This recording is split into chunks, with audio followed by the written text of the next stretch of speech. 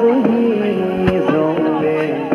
xuống khi mơ bên lại cất chu để dù vui người trên tô lâm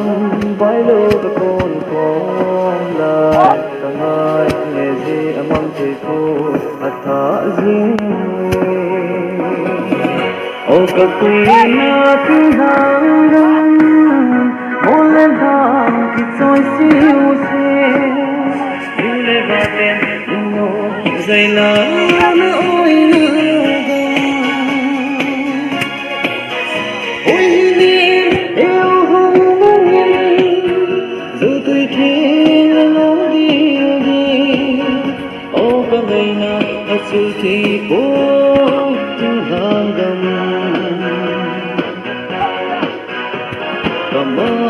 mà gầm lên đi dòng lên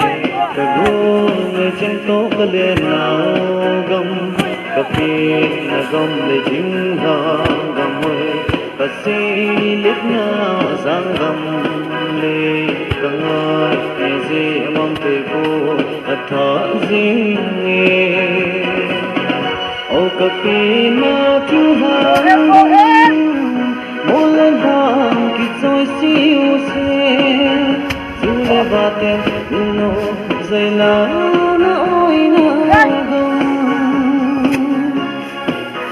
ôi nghe yêu không có nhung dù tôi thiên lối đi đi ô cả ngày nào mà chưa thì bố thương hàng gầm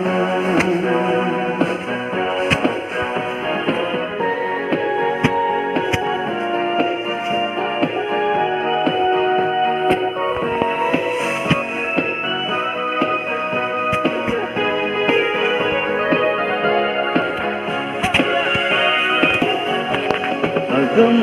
tôi khi nếu có hay là để mình không giờ dừng lại cái lối dòng lên chung chung mà lối của nó cả mình ngày trăng kiếm nó cái tiếng thang cô và